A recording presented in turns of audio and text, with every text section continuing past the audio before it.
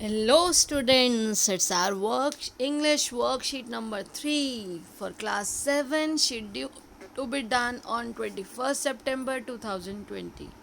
Students, you have to write your name, your class teacher's name, your roll number as well as your student ID. Today's worksheet is based on the chapter 3 questions. बेटा आज जो आपकी worksheet है ये worksheet 3 question जो आपका chapter है उस पर बेस्ड है. फर्स्ट क्वेश्चन देखिए, right the 3 questions that were asked by the king. आपको पता है कि किंग ने 3 क्वेश्चंस पूछे थे, तो हमें वही 3 क्वेश्चंस यहाँ पर ये क्लाउड्स जो हैं इसके अंदर लिखने हैं कि किंग ने क्या पूछा था. और किंग ने पूछा था कि क्या सबसे ज़रूरी चीज़ है, कौन सी चीज़ है, किस समय करना, उसका सही वक्त समय कौन सा है, तो कौन सा व्यक्ति है जो सबसे ज़्यादा इम्पोर्टेंट है. तो देखिए ये मैंने आपके लिए यहाँ लिख दिया है, what was the right time for every action. तो हर काम के लिए कौन सा समय है जो बिल्कुल सही है. अब what was the most important to do, what was the most important thing to do. अब यहाँ पर वॉज की जगह आप क्या करेंगे, इज़. यहाँ पर अगर आप कह रहे हैं कि क्वेश्चन, तो आप इज़ भी लिख सकते हैं. यहाँ वॉज लिखा है, आप यहाँ पर इज़ भी लिख सकते हैं. अगर आप इसको प्रेजेंट में करेंगे तो यहाँ इज़, यहाँ आर, और देखिए यहाँ पर अगर आपसे प्रेजेंट टेंस में क्वेश्चन पूछा जाएगा तो आप यहाँ पर इसको इज़ कर देंगे. सिर्फ इतना डिफरेंस है कि अगर ये प्रेजेंट टेंस में पूछा गया है तो इज़ एम आर का यूज़ होता है और पास्ट टेंस में वॉज वर का यूज़ होता है बेटा, और क्वेश्चन वैसे ही फॉर्म होता है. तो देखिए हमें 3 चीज़ें पता चली कि कौन सा समय है जो सबसे इम्पोर्टेंट है, कौन सा टाइम हमें कौन सा काम करना चाहिए, कौन सा व्यक्ति है जो सबसे ज़्यादा इम्पोर्टेंट है, जिससे पूछना चाहिए, जो हमें सब कुछ सही सही बताए, बहुत ज्ञानी है. फिर है what was the most important thing to do, कौन सी चीज़ है जो सबसे इम्पॉर्टेंट है करना. तो इसके बाद हमारा नेक्स्ट क्वेश्चन है बेटा, make the picture with the correct word in the manner shown below. तो बेटा मैच द पिक्चर है, यहाँ मैच करेंगे जो हम पिक्चर, वो कैसे मैच करनी है हमने, जैसे कि यहाँ दिखाया गया है. तो यहाँ देखिए किंग को मैच किया है जैसे आप पहले मैच करते थे. किंग क्या है, रूलर है, उसकी पिक्चर है ये. फिर है हर्मिट क्या होता है, साधु. हर्मिट या सेज, साधु को कहा गया ये. देन मैजिशियन या फिर विजर्ड, जो ब्रैकेट में लिखा है बेटा वो उसके लिए उसका सिनोनिम, उसका दूसरा वर्ड है. अब देखिए मैजिशियन या विजर्ड किसको कहा जाता है, जादूगर को कहा जाता है ये.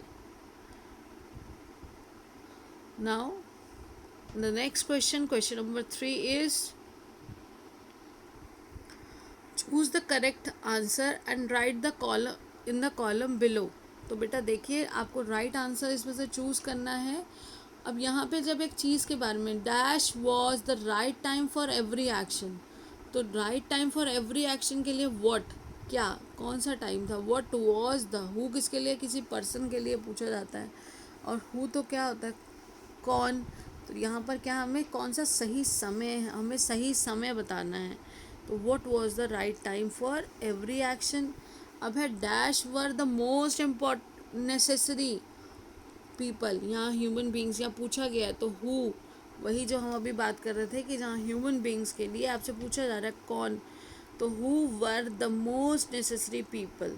And next what was the most important thing to do, कौन सी चीज़ है जो सबसे इम्पॉर्टेंट है करना है. अब देखिए answer given by other learned man. अब देखिए जो आंसर हमें बुक से मिला, लेसन से मिला, जो एक्चुअल आंसर था वो बाद में मिला था. लेकिन पहले जब किंग ने ये सबको अनाउंस किया था तब अलग अलग लोगों ने अलग अलग आंसर्स दिए. तो लर्नड पीपल, वही जो समझदार लोग जो अपने आप को समझ रहे थे कि उन्हें वो बहुत कुछ जानते हैं, तो उन्होंने सबसे पहले क्या कहा, what was the right time for everything, every action. Right time क्या है कि आप फॉलो करो अपना time table. Who were the necessary people. अब यहाँ पे पीपल कौन से हैं बेटा, ये देखिए, ये डॉक्टर्स, प्रीस्ट, काउंसलर, सोल्जर्स, ये सारे हमारे उन्होंने कहा नेसेसरी पीपल हैं। अब इसके बाद देखिए what was the most important thing to do. अब कौन सी इंपॉर्टेंट थिंग है, वो कहता है साइंस पढ़ो, रिलीजियस वर्शिप करो और फाइटिंग की सोल्जर्स अपने जो एरिया को, अगर किंगडम को आपको बढ़ाना है तो आपको फाइट करना पड़ेगा। तो उसको राजा को उस तरह की बातें उन्होंने बताई। तो ये देखिए बेटा, ये तो हमारे आंसर्स यहाँ पे मैंने आपको एरो से बता दिए हैं। उसके अलावा नीचे आपको यहाँ पर आंसर्स लिख के भी बताए गए हैं। देखिए ये हमें ये क्वेश्चन दिया गया, उसमें फिलअप हमने फिल किया और उसके सामने लिखना है कि वो कौन क्या आंसर दिया था जो दूसरे लोगों ने दिया था। यहाँ पे बेटा एक यहाँ पे सोल्जर्स भी आएगा। सोल्जर्स कौन होते हैं, सैनिक। कि सैनिक बहुत इम्पोर्टेंट है राज्य को सुरक्षित रखने के लिए। अब देखिए बेटा, who were the what was the right time to do for doing anything। तो वो किसी ने तो क्या दिया, फॉलो टाइम टेबल, किसी ने कुछ। तो उसमें से जो एक एक आंसर आपको दिया गया है उन्हीं वही आंसर आपको यहाँ राइट प्लेस पे लिखना है। फिर who were the most important और नेसेसरी पीपल। तो यहाँ पे देखिए पीपल के लिए बेटा यही लोग वहाँ पर दिए गए हैं, तो आप हिंट को भी समझने की कोशिश कीजिए। Then what was the most important thing to do. तो मोस्ट इम्पॉर्टेंट थिंग कि आप साइंस पढ़ो, आप रिलीजियस वर्शिप करो, भगवान की पूजा करो, हवन करो। देखो जो हर्मिट्स होंगे, जो आपके प्रेस्ट होंगे, वो क्या कहेंगे, जो भगवान की पूजा करते हैं वो तो ये कहेंगे ना कि आप भगवान की पूजा करो ज़्यादा से ज़्यादा, भगवान आपको सब कुछ दे देंगे। तो जिस तरह के लोग, तो उन्होंने अलग अलग सजेशंस दिए किंग को, लेकिन किंग किसी के भी सजेशन से, किसी के भी आंसर से सेटिस्फाइड नहीं थे। फिर उसके बाद क्या हुआ आपको पता है ना, उसके बाद वो गए थे एक हर्मिट के पास, जिन्होंने फिर उनको प्रैक्टिकली समझाया कि क्या करना बहुत ज़रूरी है। जब वहाँ पर रुके थे उनके पास एक दिन, किस तरह से उनका एनिमी आया, वो एनिमी उन्हीं को मारना चाहता था, लेकिन बाद में उन्होंने उस एनिमी की हेल्प की बिना कुछ सोचे कि वो कौन है। तो और उन्होंने रियलाइज़ किया कि सही काम करना क्या होता है, जो आपके सामने है, जो समय, अब किसी भी काम को करने का सही समय अब है, आपको अभी शुरू करना है हर काम। जो आपके सामने है वही सबसे इम्पोर्टेंट पर्सन है, जो जिससे आप बात कर रहे हो, जिसके साथ आप हो, उस समय सबसे इम्पोर्टेंट वही है। The most important thing to do is to do good to others, दूसरों के साथ अच्छा करना। तो अब देखिए ये हमारे जो क्वेश्चंस हैं ये इसी के ऊपर बेस्ड हैं। The right time to do something is now, अभी जो करना है आपको अभी करना है, आपको कभी भी कोई चीज़ टालनी नहीं है। जो काम टालते हैं बेटा वो कभी पूरा नहीं होता। तो यही कहा गया कि जो सही समय है वो है अब। The most important person is you. The most important thing to do to do is to do good to others. Most important thing है जो सबके साथ आप क्या करोगे, करना चाहिए आपको, अच्छा करना चाहिए सबके साथ। बेटा आई होप आपको ये अच्छे से समझ आ गया। आप प्लीज़ इस चैप्टर को अपनी बुक से ज़रूर पढ़िए, understand the chapter, correlate the things. यहाँ पे बेटा आपकी वर्कशीट को इंटरेस्टिंग बनाने के लिए कुछ चीज़ों को शॉर्ट में भी कहा जाता है, आपको वर्कशीट में समझाने के लिए उसकी बेस्ड एक्टिविटीज़ भी दी जा रही हैं। एक बार आप चैप्टर पढ़ेंगे तो आप हर चीज़ क्लियर कर पाएंगे। क्वेश्चन आंसर्स करिए और do your work on time, do not linger on. बेटा आपको भी वेट नहीं करना है, जो काम करने का समय है वो है अब।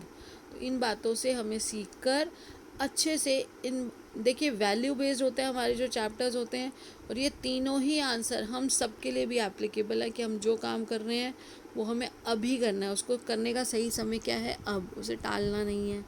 कौन इंपॉर्टेंट पर्सन है, अगर आप मम्मी के साथ है तो उस टाइम मम्मी सबसे इम्पॉर्टेंट है, जो वो कह रही है पहले उनकी बात सुननी है, कुछ और बाद में। पापा के साथ है तो पापा, फ्रेंड के साथ है तो फ्रेंड, स्कूल में है तो teacher.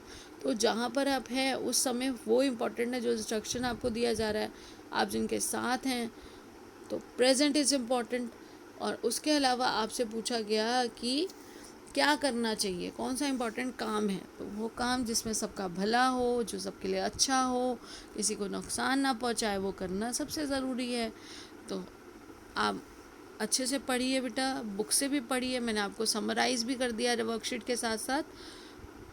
Keep learning, stay blessed, stay healthy. Thank you.